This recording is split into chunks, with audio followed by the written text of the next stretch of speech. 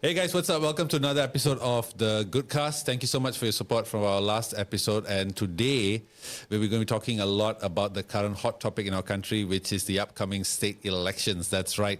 With me, I have a very good friend of the show.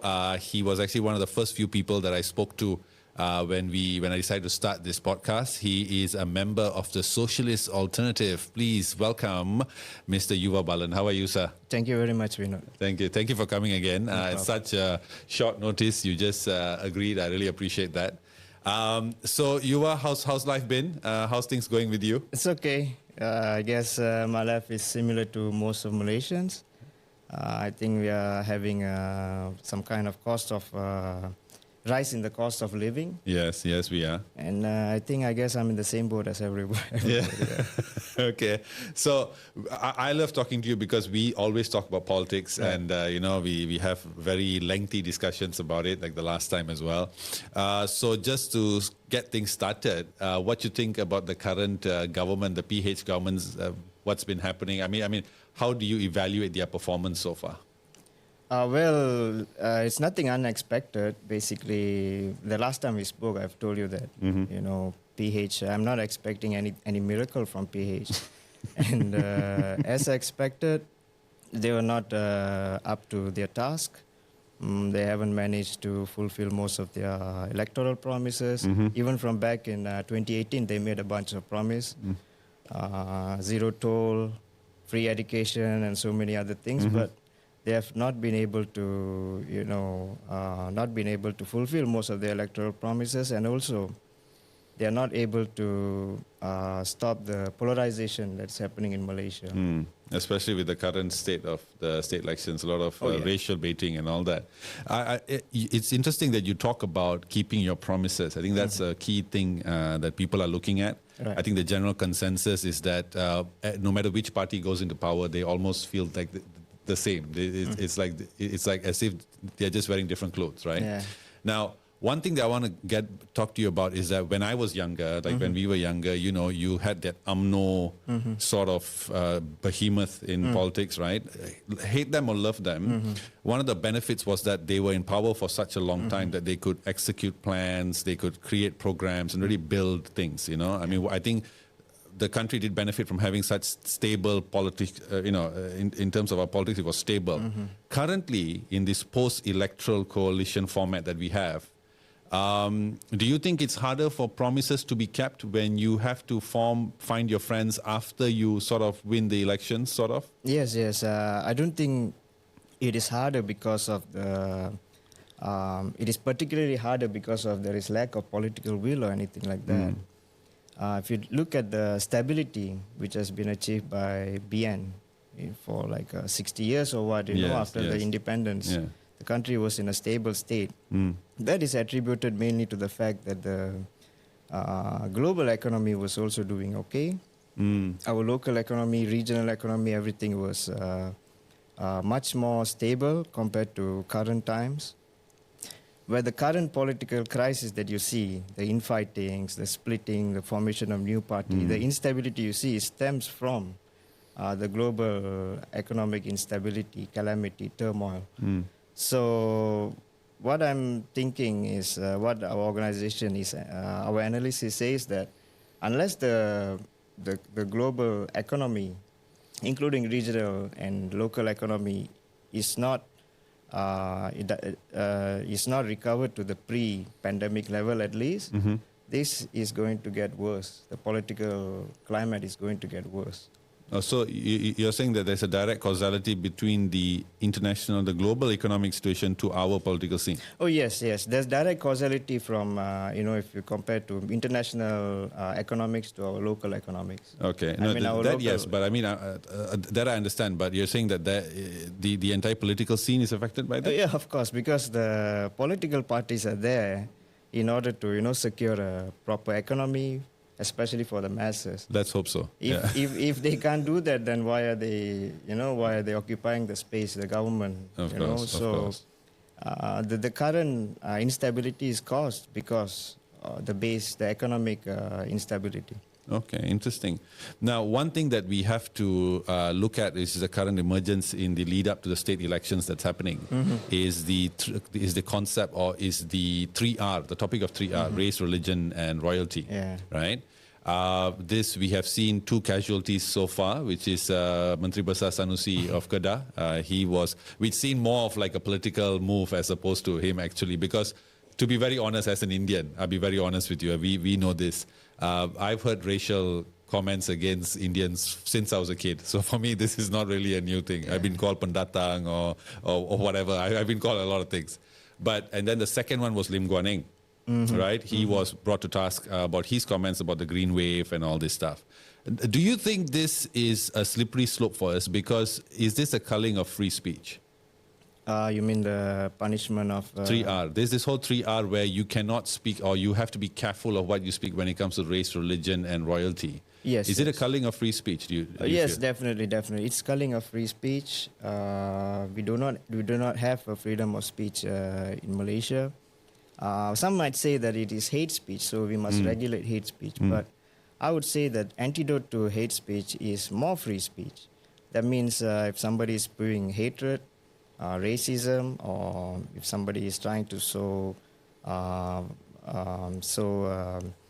suspicion between races or something like that, or somebody is talking bad about somebody else's religion or something like that, then we must have other voices to go against that, instead of censoring that hate speech, whatever you want to call it. Because why I say that is, if you let the authority to suppress your speech, doesn't matter what speech, if you let them to suppress the speech, tomorrow they're going to come to you.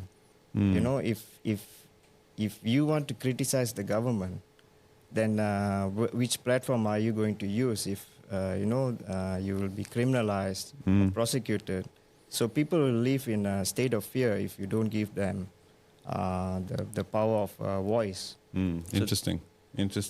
Now, since we're talking about free speech, there's a research paper released by ISEAS, the Yusof Ishak Institute, that says that even till today, current research and statistics have shown that ethnicity plays a huge role in voters' choice in our country. Sure. Now, I understand if this were the fact in the 90s or maybe mid-90s, but now in 2023, why is it that Malaysians cannot run away from race? Why can't we elect a candidate simply because on the basis of merit as opposed to the color of their skin? Why? Yeah, this got to do with the history of most of neo-colonial countries. We are ex-colonial countries. Yeah. So the racism which is sowed into the politics of the nation is not new. It is from the pre-independence time. This is the way British came and ruled us, by dividing us and putting us into different categories. And unfortunately, the ruling class that came after that, the ruling parties that came after that, all adopted the same formula. And even the new parties that are coming out, they're still looking at the same formula of race-based politics. And especially in the current economic situation, some groups, they might get more support just by using race-based politics, sowing propaganda, sowing distrust among each other, just to try to win some political support. So that is the basis of why the race-based parties still exist. But I think the partial election victory of PH, I would say, it could have broke some of those barriers, where you see for the first time we have a prime minister from multicultural party. Although PKR is majority Malays, but it is a multicultural party. And I do think people are opening up to the new ideas.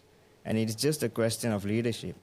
The political parties, they themselves are stuck in the past and they refuse to move forward, I would say. Speaking of moving forward, one thing that has become quite a surprising factor for me is that in the lead up to this state elections, Malaysian Indians have suddenly taken center stage. Right. I'm guessing, again, this is just me guessing, that Perikatan Nasional feels like they can't go after the Chinese voters because the Chinese voters have DAP.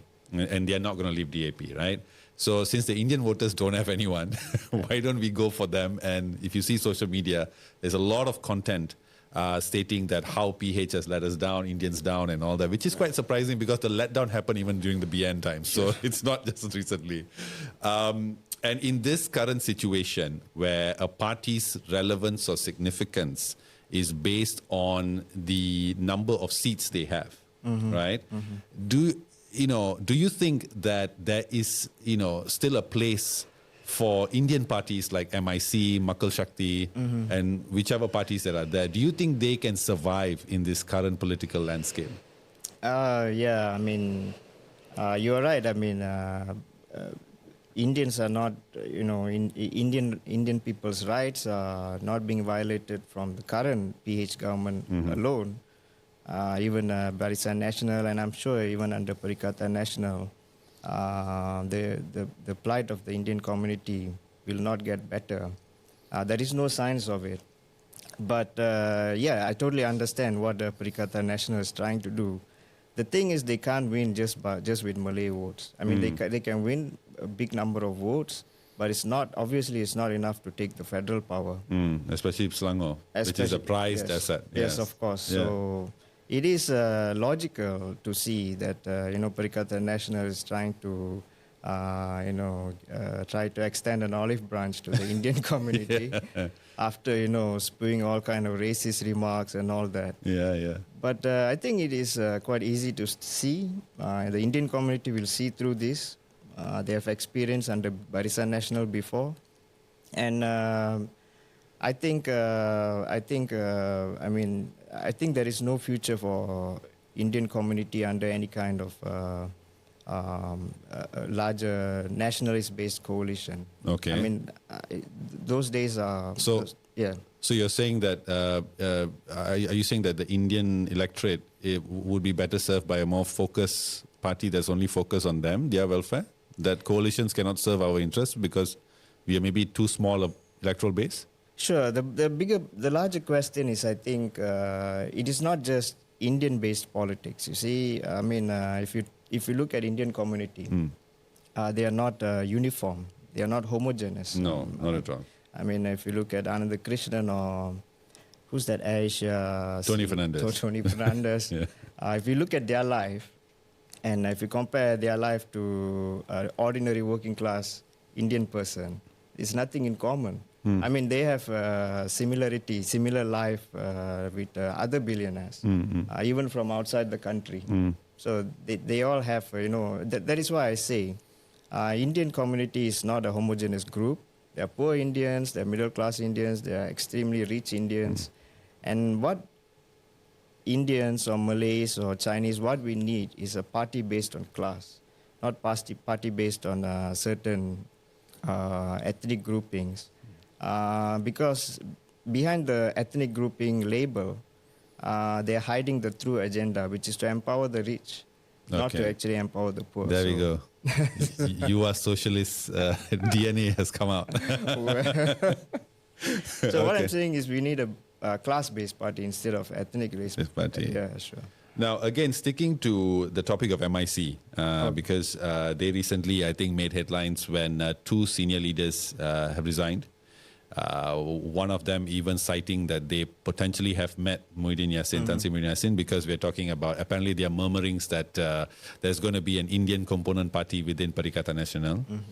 Again, I don't see the logic why you would take someone from MIC to do that. It's just changing the clothes again, And I think recently there was a man by the name of K.R. Parthiban, who was a Central Committee member who was suspended because he appeared on a Perikatan Nasional campaign with Azmin Ali. So do you think this sort of looks like the end of MIC is in the horizon, right? Members are resigning. people are sort of saying that apparently, according in one of the podcasts by Khairi Jamaluddin, Keluar Sekejap, apparently it was mentioned that they allegedly heard rumors were that even within the central committee within the unity government, MIC was not involved in any state election seat awarding and all that. So this could mean the end of MIC. Could be. Sure. So do you think that we Indians would ever see in the near future a suitable political party, a viable political party, or even a strong political leader to represent us? Right. I mean, I'm not sure if we will see another MIC kind of grouping, but MIC is already finished, I think, since the 2018 election. They have only one MP now? Yeah, one MP, yeah. So they basically finished, and MIC is looking for other shell. Well, they can't rely on Barisan Nasional, which are extremely unpopular at this point. They might even lose more of their state seats in the coming election. And judging by that, MIC, I think they're looking for a new shell. They're looking for a new groups where they can, go back to their glory days. At least they want 5-6 MPs, in the definitely. state. Yeah. So that is their agenda, and that is what they are trying to do. I'm not sure, like your question about if there will be another emergence of a new Indian party. There might be because of the political situation. Yeah, there's like a void for the Indian side, right? There is no one leader. Sure, like Chinese has DAP, Malays have UMNO or PN. Yeah. We don't have. It sure looks so like. So are you going to set up your own Indian party then? No, no way. But basically, I'm against this kind of race-based political groupings. Okay. What I'm advocating for is class-based. So it doesn't matter whether the leadership is from Indian, Chinese, or Malay, as long as the leader look like me, as long as the leaders have the same kind of life like me, they understand the problems that I go through, the problems ordinary masses, working class go through. It doesn't matter from which race.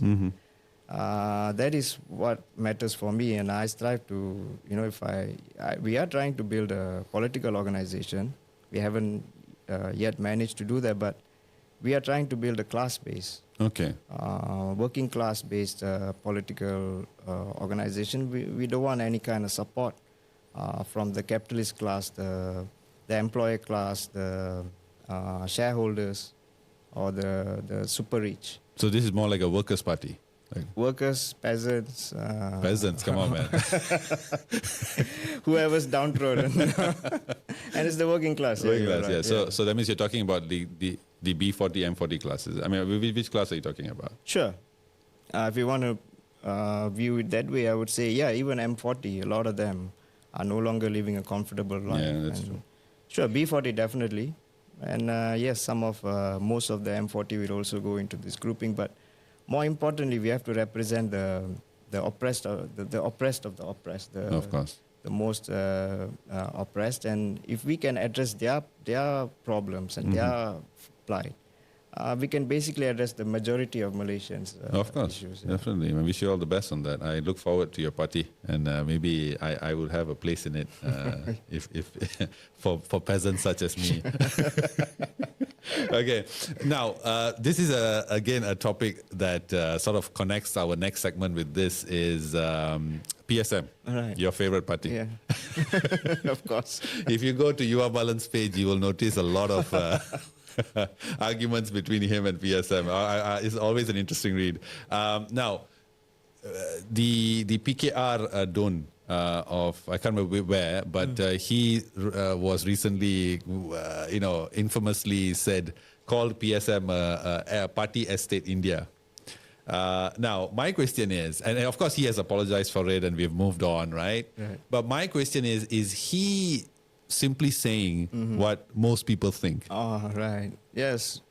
Well, some people might think that PSM is only fighting for the estate Indian workers and estate Indian population, but I think which is not a bad thing. Yeah, somebody have to give voice. I just want to highlight I'm from the estates, and we do believe that what he said is ignorant and stupid.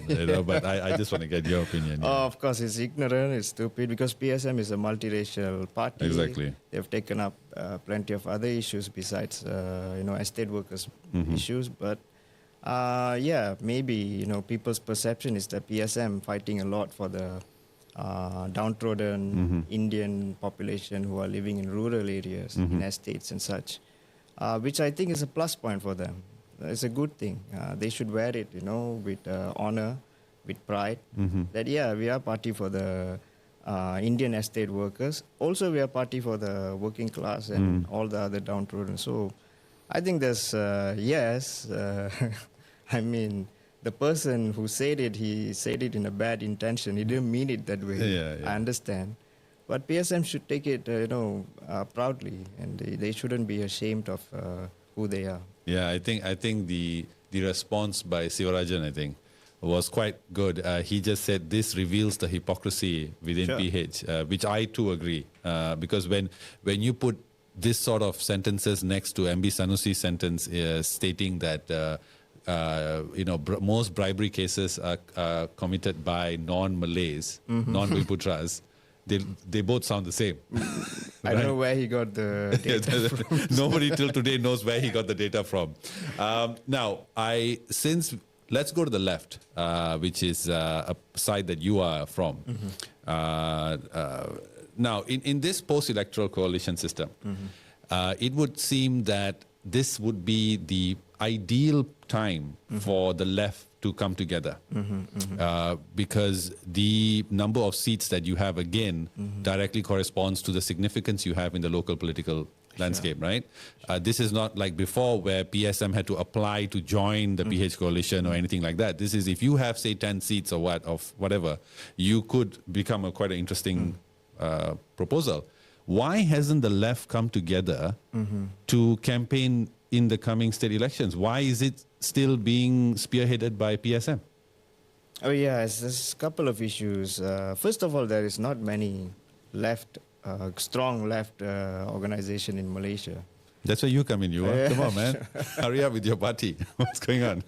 Well, yeah, we hope to become an alternative. We hope to show good leadership. Well, basically, the situation in Malaysia, if you look at our history, since 1990s, there's been there's been a weakness of the left leadership, especially after the formation of Parti Keadilan Nasional in 1999, I think. Since the formation of that party, many of the left that were in Malaysia, PRM, some of the Parti Buruh people, all of them joined that PKN, and PKN became PKR, Parti Keadilan Rakyat. Oh, really? Yes. After Okay. PRM joined Parti Raya Malaysia, Okay. they joined them, I think, in 2003. And after that, they changed the name to Parti Keadilan Rakyat. Wow, okay. So PKR is supposed to be this progressive left organization, left leadership. And all the left supposed to, coalesce behind PKR in order to topple the UMNO. Okay. But what we found out is that in this 20-25 years, basically PKR used all the left activists, all the left-wing rhetorics, all the progressive rhetorics and all that in order to get themselves into the power. But you can see, since they are in power, they have not been, doing anything. We still have the Sedition Act. The politicians are still taking up public positions. Our Prime Minister is also our economic minister, finance minister. Finance minister, yeah. I mean, Anwar Which was something that they said they won't do. They won't do. Yeah. They're doing a lot of things that they say they won't do. So there is a big disappointment with PKR and the PH coalition, who appear to be left sometimes, but they're completely, deceived the left and the activist groups. And the left need to do some rebuilding. They need to do some rethinking about their electoral strategy. And that is partly the reason why I'm very critical with PSM, who still wants to find some kind of electoral coalition with Pakatan Harapan. Because they think being with Pakatan Harapan will garner them votes.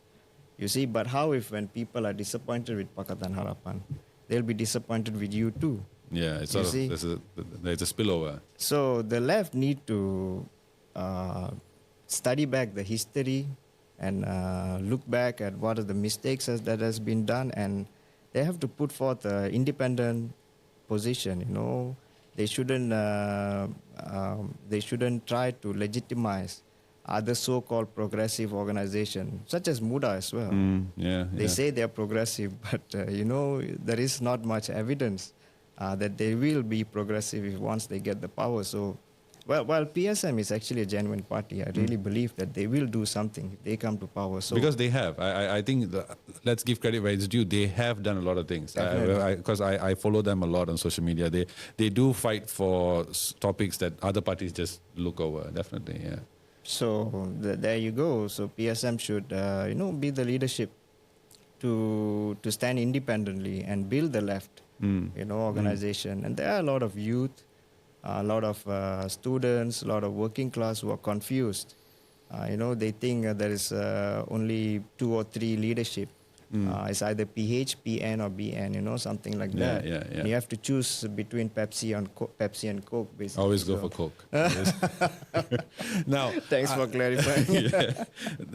Before we get into the topic of PSM, recently there was a very hot incident, a controversial incident that happened with the concert. There's not the concert, the festival Good Vibes, the Good Vibes Music Festival, right? Where a band called the 1975, the lead singer Matt Healy, I think. He basically appeared on stage. He was on stage in a very intoxicated demeanor. He decided to French kiss his guitarist, and then go on to talk about, ideologies that are not accepted in Malaysia, right? Fair enough.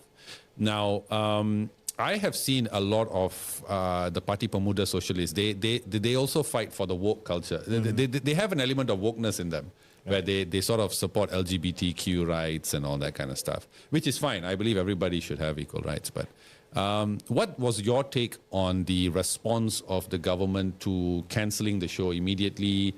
The whole festival, in fact, cancelling the remainder 2 days, it almost appeared like a knee-jerk reaction because, PH struggled with the Malay conservative vote, right? Yeah. What was your opinion on that, on the whole incident? I think that's it. PH is going, trying to do as much as they can to try to portray that they are actually fighting for the, conservative Malays as well, because they are also looking at getting the votes from the Malays who are in rural areas, northern eastern states. And as we know, those people, conservative society from northern eastern states, they don't accept this kind of introduction of LGBT culture. I wouldn't say LGBTQ is a culture per se. It is a sexual orientation and sexual and gender orientation. It could be explained scientifically, and as you said, I also support the right for individuals to practice whatever they want. They should be able to. But having said that, I also think that the artists that come to Malaysia, they should be a little bit more sensitive to the local cultures. Of course. And so I'm not fully putting the blame on the artists, but they did misbehave. I personally, I think they did. They did. I felt that they wouldn't do this if this was North Korea or Saudi Arabia. You wouldn't go to Saudi Arabia and say this. And even for me, when I saw that whole thing, right, I really felt for the organizers. Right. I felt because me coming from the background of being an event producer, my goodness, the amount of money they would have lost. And then you have the situation whereby the audience, they want to watch their favorite band, and then this guy is busy giving a political speech. I mean, just shut up and sing. That, right? Yeah. But yeah, that was sad. I mean, and then they mentioned, that the organizers had to refund some tickets, and then there were small businesses that were affected. There was one very popular guy who was talking about how he had spent 15,000 ringgit already. Right. Now he can't make it up. Right. I just felt it was such a knee-jerk reaction. It's unfair. Yeah. It's unfair to the people. Yeah, it's unfair, and it's kind of like what PAS would do, no? Yeah. I mean, PAS just wouldn't let the whole show happen. Probably not. Yeah. But I do think it's an overreaction from the state. They shouldn't have done that. Yeah. Now let's go back to PSM. They too, quite surprisingly, they have become quite a popular piece in the lead up to PRM. with the coalition, not coalition, but the MOU signing with Muda. This was admittedly a very bewildering fact to me. When I saw that news, I was like, why is this happening? Right, right. But before we get into the specifics of this, what is your take on Muda? Because they are one of the more enigmatic parties. They're quite mysterious in terms of what they stand for, what their objectives are. What do you think of Muda? Yeah, that's exactly what I think as well. They are not very clear on who they are. They simply say they are party for the youth. Yeah. But you're going to be youth for a temporary time, you know. I mean, you're not going to be forever youth. And what happens? That's a good point. What happens when you're 45 or 50? What do you consider youth? And don't care. a lot of different questions there. But I think what's more problematic is that they're not very clear who they are and why they exist. They're kind of a party like similar to PKR. They consider themselves multiracial, multicultural, and they want to bring a new politics. That's what PKR has been saying. And Muda and PKR youth has some conflict. You know, they both are competing with each other, trying to claim the heritage of youth struggle in Malaysia. So in PKR youth, you have figures like Adam Adli, who has been a youth movement, a student movement leader in the past. So PKR is claiming they are the party with the legitimate, claim to the struggle of the youth. And now Muda is claiming they have the Sekjen is Amir Hadi. I know him very well. And, they are claiming also to be the legitimate leaders of the youth in Malaysia. But I think both of them lack credibility, not individually or personally. I think both the parties, although they say this kind of progressive rhetoric, they say they want to do change. But if you look at their economic position, economic program, for example, Muda is not a party right now, as of now. They are not a party for the poor youth in Malaysia. They are not a party for the rural youth in Malaysia. They are a party for the urban. And many of their members, many of the leading members are CEOs of companies and very rich individuals. I mean, Syed Sadeh himself has a checkered past. He was from a nationalist party right before this, and he's claiming to be genuinely building a multiracial party. I don't understand how he made such a turn. Why were you in a nationalist Malay only party before this in Bersatu? Yeah. Claim all the accolades that came with it, and now you're trying to build another one. I think he's an opportunist. Syed Sadeh is not a good leader. He himself has some graft charges and all. So I think the leadership is completely unnecessary. Muda leadership is not a good leadership that will lift the youth of Malaysia out of the hardship that they're facing right now. But speaking of Syed Saddiq, and yes, I ever since he first came onto the scene, I have not been his biggest fan. Right. He strikes me as somebody like what you say. He's a Malay nationalist, which is fine, but he portrays himself to be the leader of everyone. If you look at his TikTok, he's always fighting for issues that are like most recently he uploaded a video about the PMX decision to give out 100 ringgit, I think, to all civil servants. Right, lead up, and then he also voiced against what's his name, Dato Sri Zahid speech in Terengganu, if I'm not mistaken, where he promised a certain amount of money if they were to vote for for PHBN.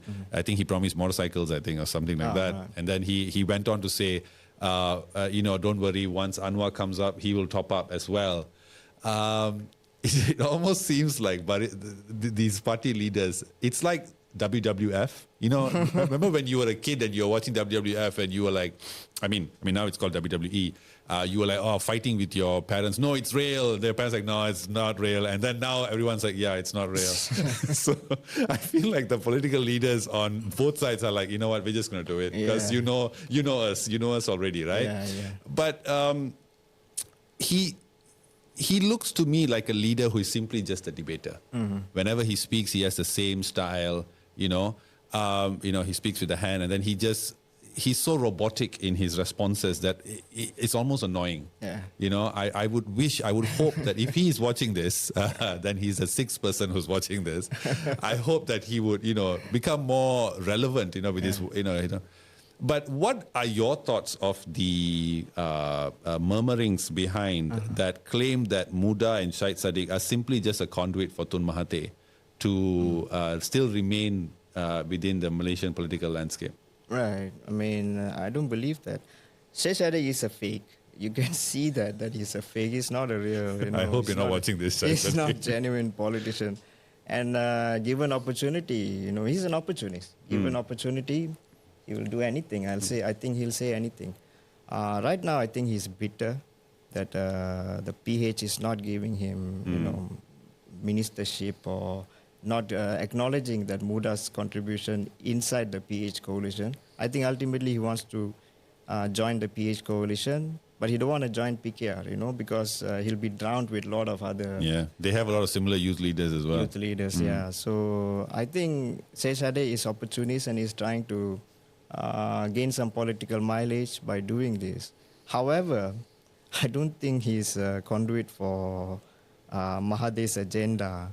I think he's a conduit for his own agenda. He has his own ambitions. And I think Mahathir's ambitions are no longer relevant. I think he lost his deposit the last time he stood in election, no? Yes, he lost it. Yeah. And even his party, nobody is supporting him. Even his current agenda. What is his current agenda that? The Malay nationalists, something like that. Yes. So, which I find very ironic because we live in a Muslim Malay country. I don't understand what rights. But anyway, that's his current thing, yeah. Yes, but it's just, I feel him stoking the racial element again. He's trying to become popular. That's it. Yeah, and this is the easiest way. He knows he's extremely unpopular right now. Basically, the whole thing about racial politics that surprised me even today is that us non-Malays do not have any issue with the way things are. We just want a peaceful life where we can work and raise our families. I don't see any Indian leader going out there and fighting, no, we want to change this, change that. No, we don't. We are happy with the way things are. But what annoys me is that when racial politics comes up again, every election, it's the same thing. Since 1990s, it's the same thing. I feel now it's like a blunt knife, it can't cut anymore, but I don't know why they still use it, I guess because even Nick Nazmi, he was talking, he said that you don't win elections by facts. You have to win it with a sense of drama and, that's how you win it. But back to Syed Saddiq again, was sticking to his thing.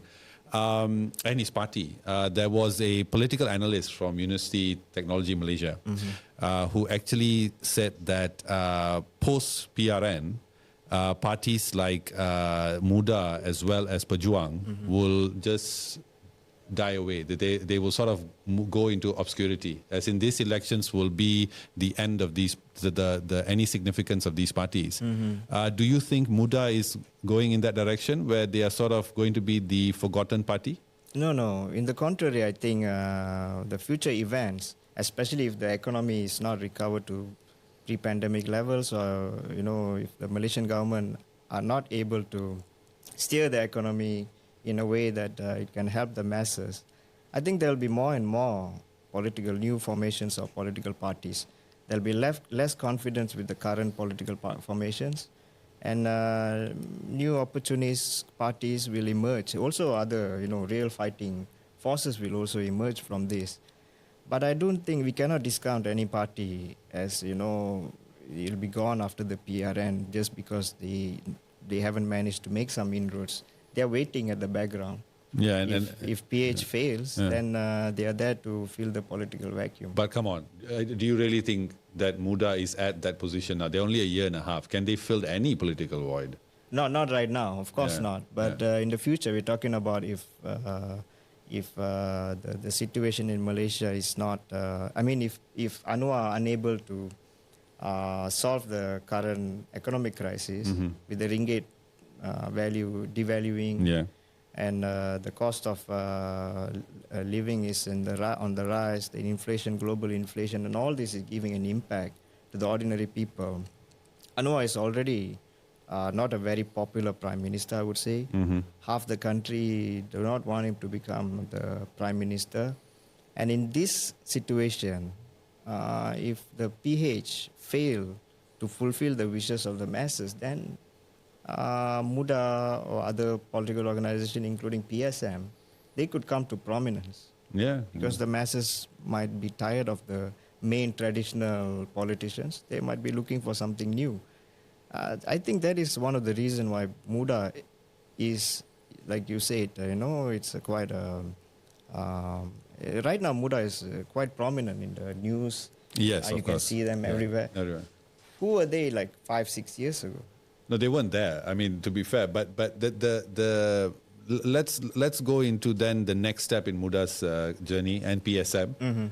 An MOU has been signed between these two parties, right? Surprisingly, were you as surprised as me when you saw this MOU, or did you already know this was happening? I didn't know exactly this is going to happen, but I'm not surprised. I'm sure that Muda and PSM, they're looking for some other venue outside of PH in order to gain some electoral support. Okay. So because PH has rejected them, we know why PH rejected them, because inside PH there's a struggle for state seats, and also federal seats.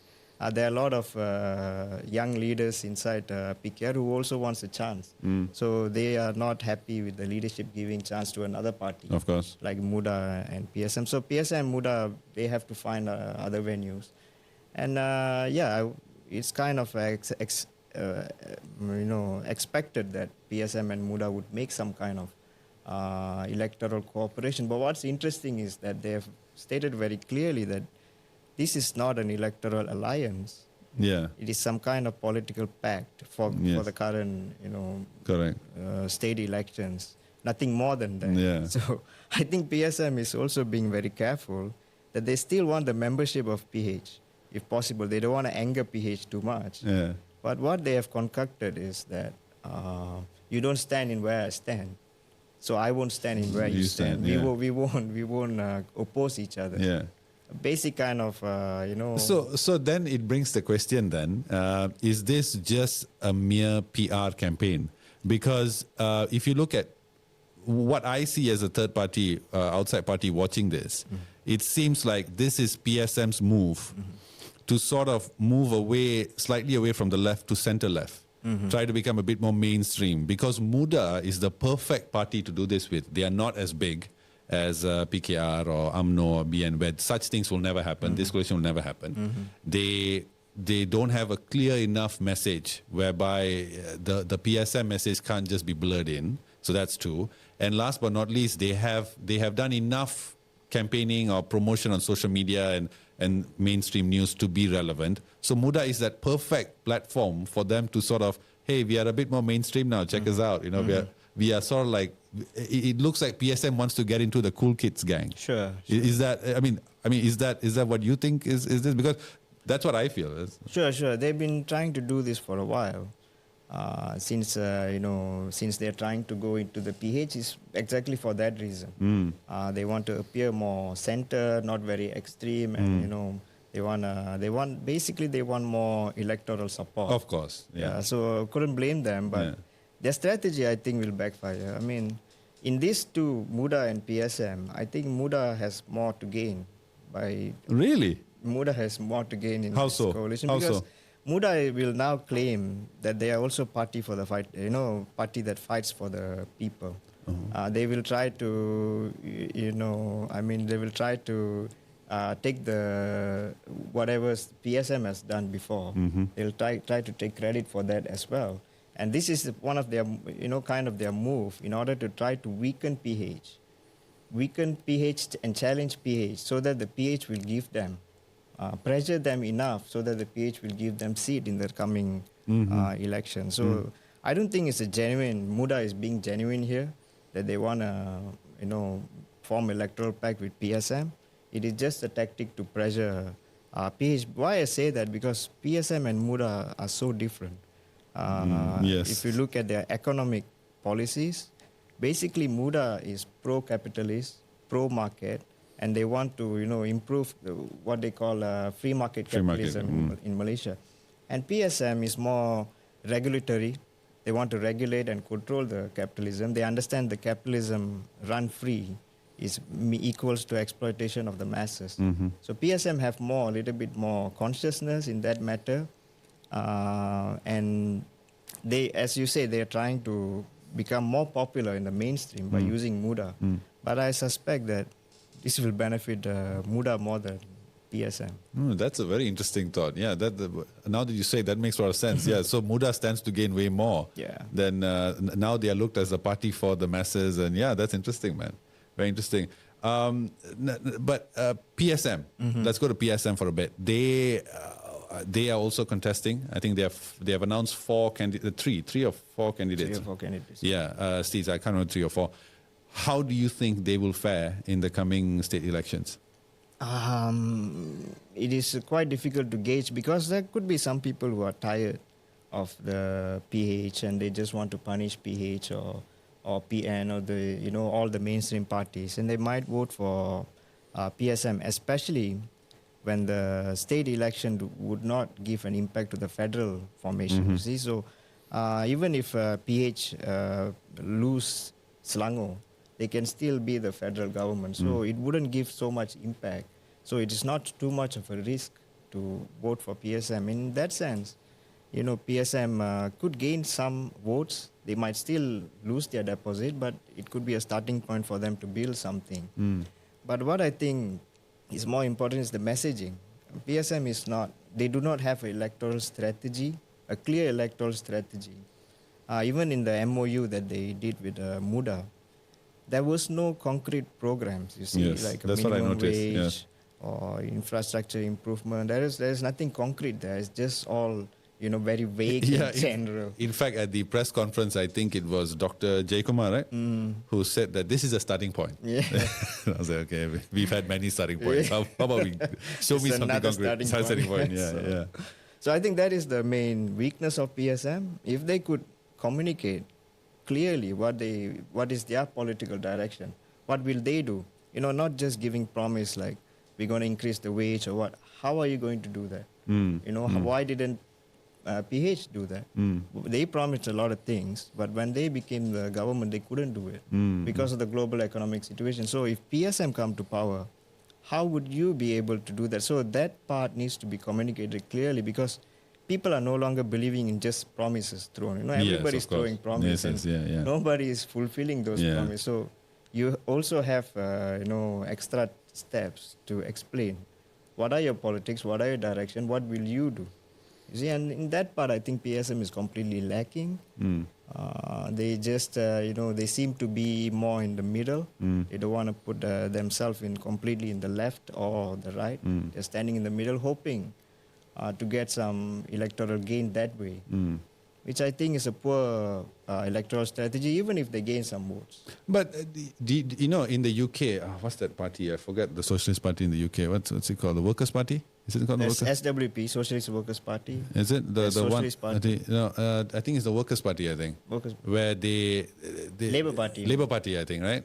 Are they socialist in nature?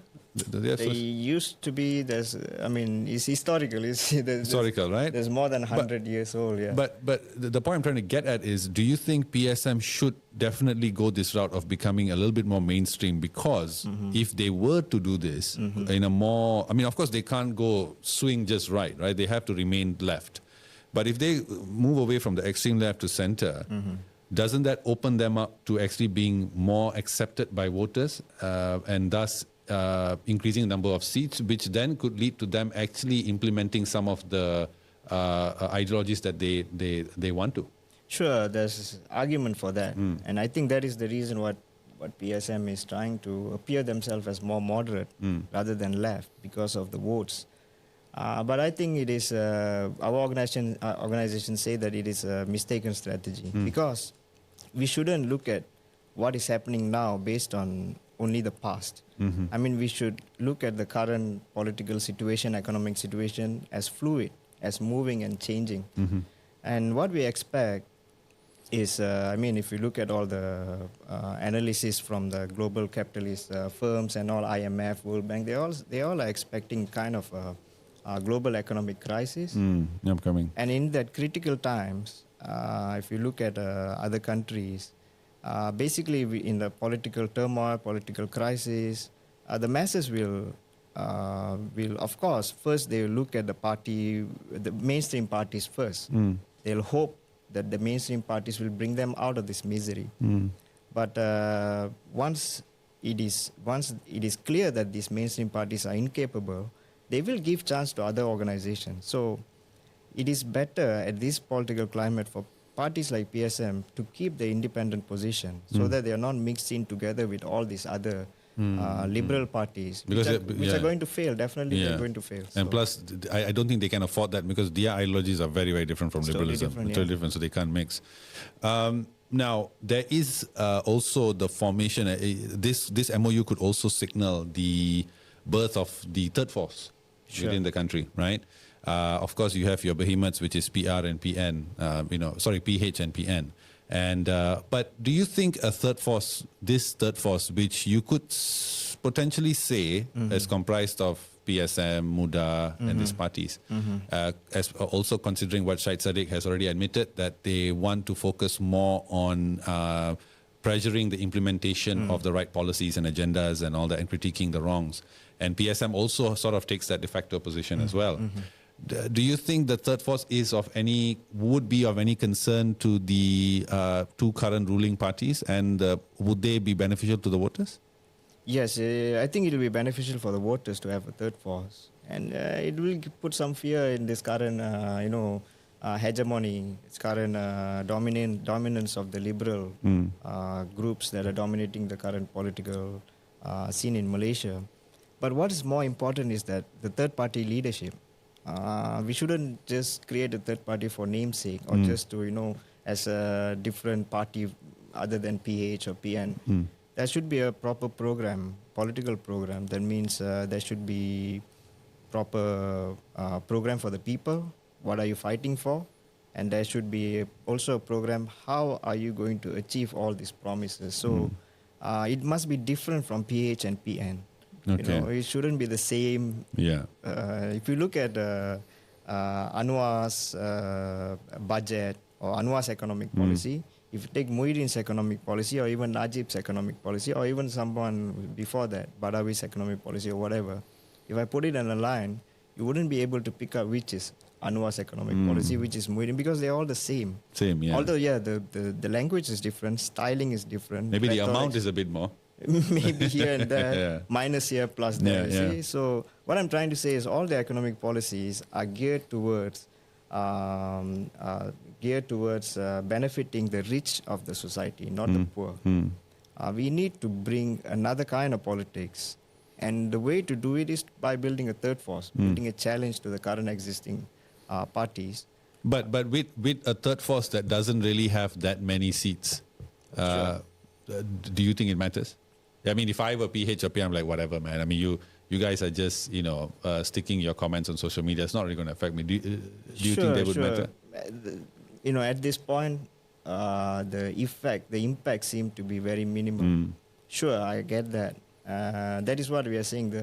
If you look at some European countries which has undergone this kind of economic crisis over the past 10 years, they are having, some of the countries, the government collapsed and they were unable to form a government for a long time. There's consecutive elections that are happening every year. Even in Malaysia, I think, for the past 5 years, I think we have changed 3 or 4 times the Prime Minister. Yeah, man, it's interesting. It's like it changes with the day. So we are talking about not ordinary times. We're talking about times of crisis, political crisis, economic crisis. So in these times, the movement is fluid. The masses are under stress. They are under urgency to get out from their current economic conditions. So they will try to, they will change their alliance if they want. With this, it's interesting you talk about that, because in this current situation, you see a lot of politicians, even PMX. He has also mentioned recently things got I mean, he came to the front. I mean, he was quite popular because he managed to go to China and secure a large investment into the country. I think it was 140 billion. I think. Was it 14 billion? 36 billion USD. Yeah. 36 billion USD. My mistake. Could be 150 billion. Who knows? Yeah. Malaysia, I mean, but it was a sizable amount, right?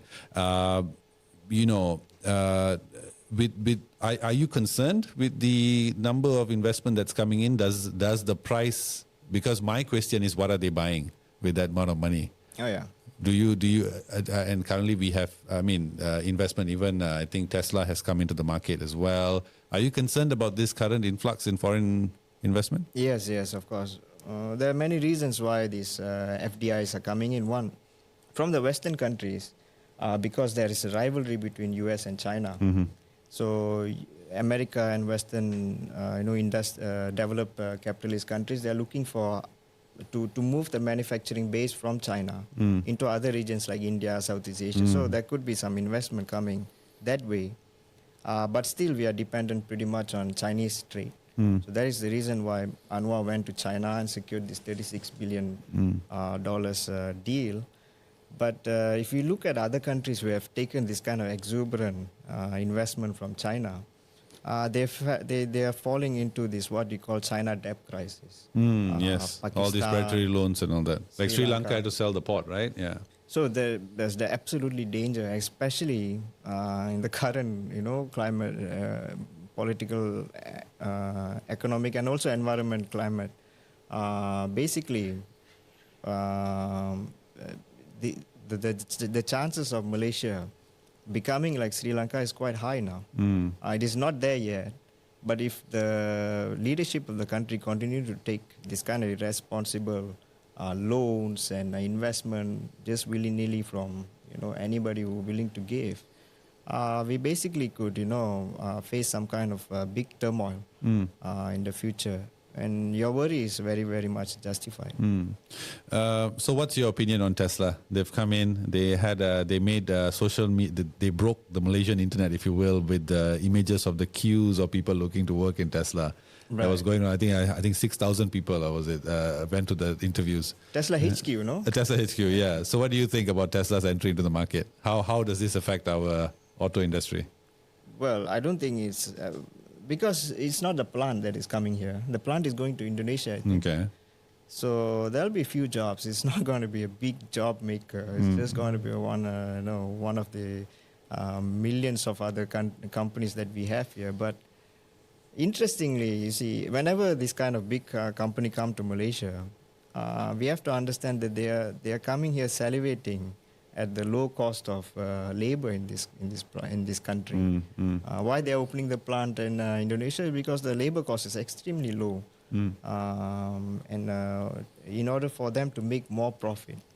So yeah, although some people argue that we can get some, we can improve our job security in Malaysia, and we can reduce unemployment, things like that. By end of the day, those workers will be exploited. Yeah, but I know this is this is a point of contention we even had in our last discussion, right?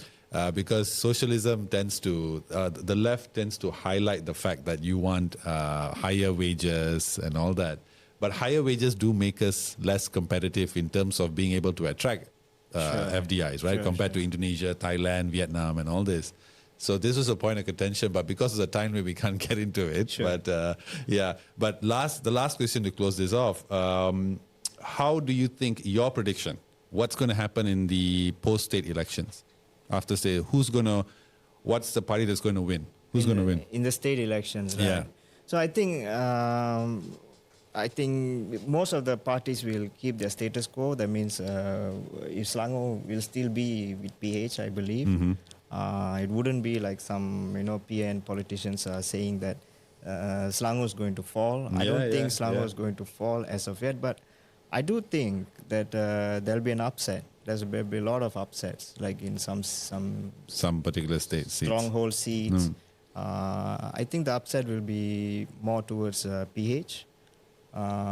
PH, because they're the ruling government at this point, and they've been unable to tackle the economic issues and all that. So I think they will be less popular. If the voter turnout is low, that will benefit PN. Yes, of course. So out of this state election, I think PN would strengthen their position a little bit, but not to the level that they could topple the simple majority. The simple majority in the federal. I don't think up to that level. Do you think BN will lose their seats and there will be a shift of Malay voters from BN to PN? Sure. You think so? Yes. And if that happens, do you think PH will then drop? Will be forced to drop BN from their from the unity government in the future? Not immediately. I mean, they don't have to do that. Yeah, exactly. So they wouldn't. But what can happen is other parties can persuade BN to come with them. They can persuade them that you are unpopular because you're making an alliance with PH. Why don't you make an alliance with PN instead? The problem is Zaid Amidi and the leadership they are fighting. You see, if there is no fight in the leadership, even the last election they would have made a coalition. PN and BN would have made a coalition and took the federal. So, there's some actors, some political leaders who are, because of their own personal interest, they are keeping, certain coalitions. And so this coalition is very weak. It can break any time, of course. But I don't think it's directly because of the state election it will happen. Maybe over 6-7 months, PH can become weak and lose the federal. Sure. Okay. All right, guys. So that wraps up our next today's show. So you heard it from Mr. Yuva. He claims his predictions is that after the PRN is going to be a status quo. So everything's going to remain as they are now, with PH losing a few seats to PN, but nothing changes in the country. So share your opinions on what's going to happen after the state elections, and we'll see you in the next episode. Thank you so much, Yuva, for joining. Thank you, buddy. Thank you so much, and hopefully we can have another conversation. Oh, yeah, sure. Yeah, let's do this. Yeah, so thank you, guys. Share your comments. Be sure to like this video and subscribe. We'll see you soon. Take care, guys. And don't forget to vote. Yeah, don't forget to vote. Yeah, Selangor first, vote. All right. Okay, see you. Bye.